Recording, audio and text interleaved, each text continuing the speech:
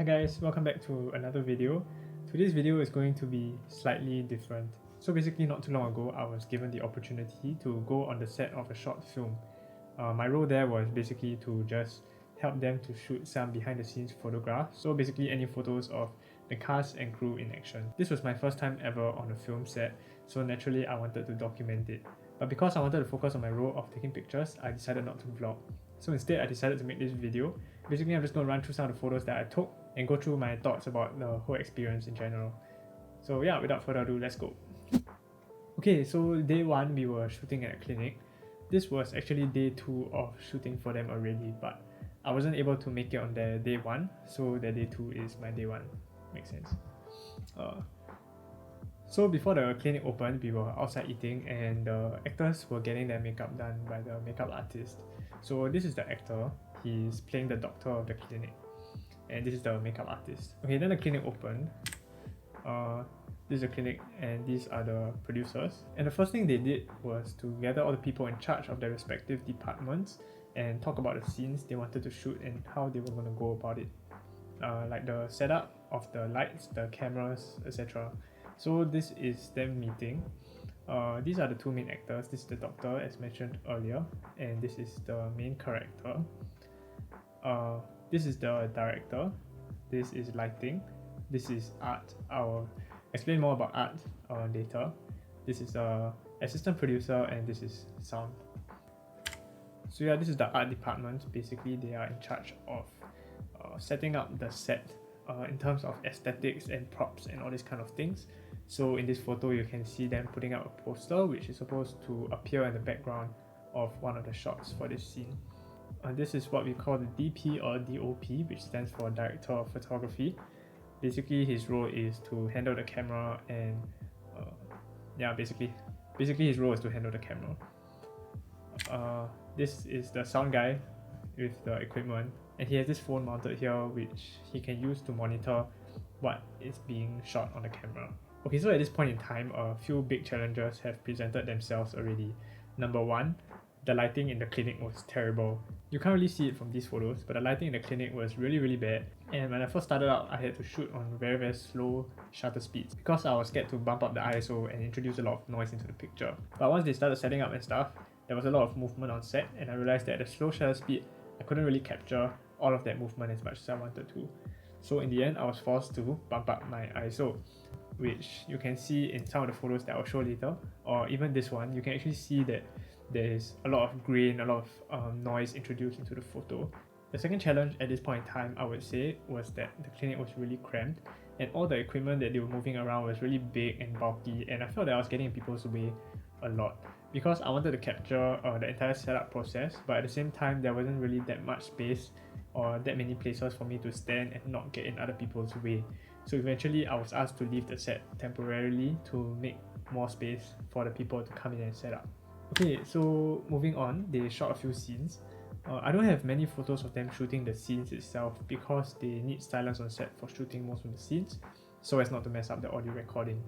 So I can't have my camera shutter going off while they are actually doing a take.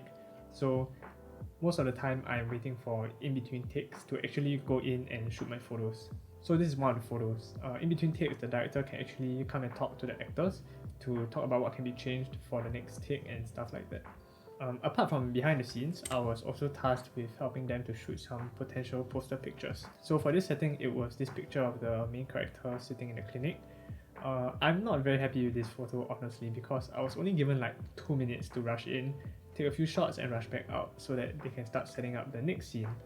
And that brings me to challenge number 3, which is timing. In order to keep to the schedule of filming, the crew members were under a lot of time pressure. So I felt that I didn't really have the luxury of time to capture the moments that I wanted to, which is very different from the other kind of photography that I'm used to doing. Like let's say I'm taking a picture of a building. I have all the time in the world to play around with perspectives, go to different locations around the building, play around with different settings in order to get a shot that I'm happy with. But in this case, I don't have that luxury because everything is on a tight schedule and I have to follow that schedule. And I guess this really took some getting used to. Okay, this is just a landscape version of the same shot. Yeah. Okay, so yeah, moving on, these are just some shots from the clinic, not much to say here. You can see that the equipment is really very bulky and the clinic is very cramped. This is one of the lights and this is the diffuser.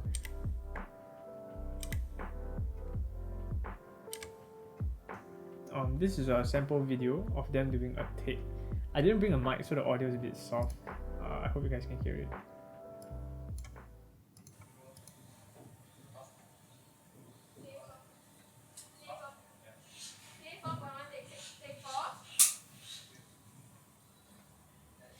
Stand by and action.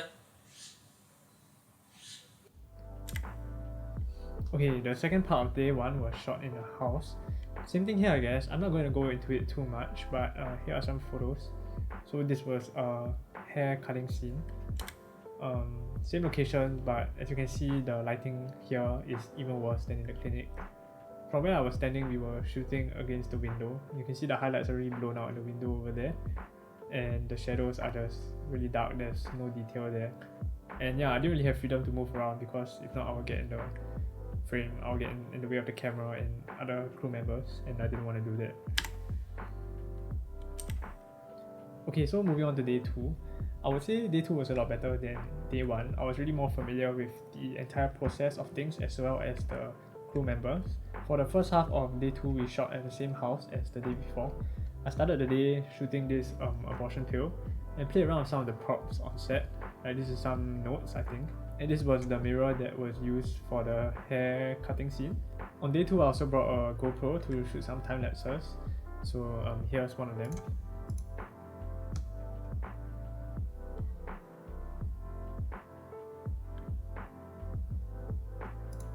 We also had a few scenes involving hard-boiled eggs. So here's one of the art department members boiling some of the eggs in the morning.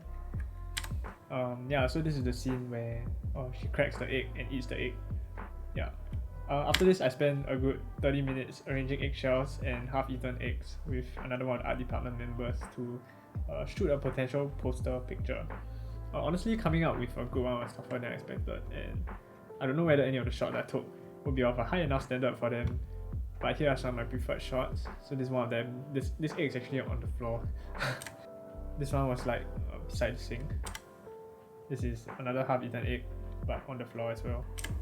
This is one of the camera setups. There are like these long metallic bars and wheels below the camera so that they can slide it along the bars to get the smooth dolly shot. I realized that the amount of setup for each take is actually insane, and I guess seeing all the work that goes into each take really made me appreciate how much effort it takes to make these films a lot more.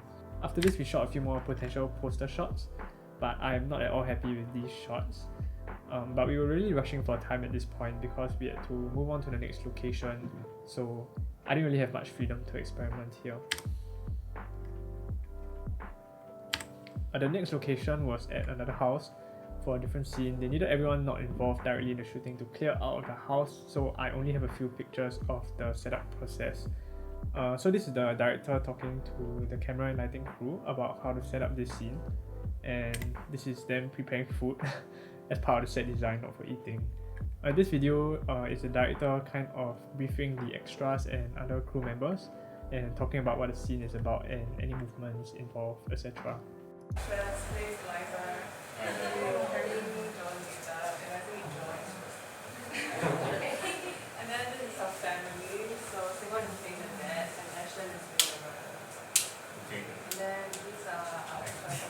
Justin is actually Joe's mom, and Jill is dad, and these are my parents. Okay. So what is happening in this scene is that the family is going to use it for 1 month each. And then it's just a living room scene where everyone is checking. Yeah, so if you're in the background, all you need to do is just like talk. You can ask about their life, how everything, and all this kind of things. So I'll give you the questions. So then you'll be in the sofa.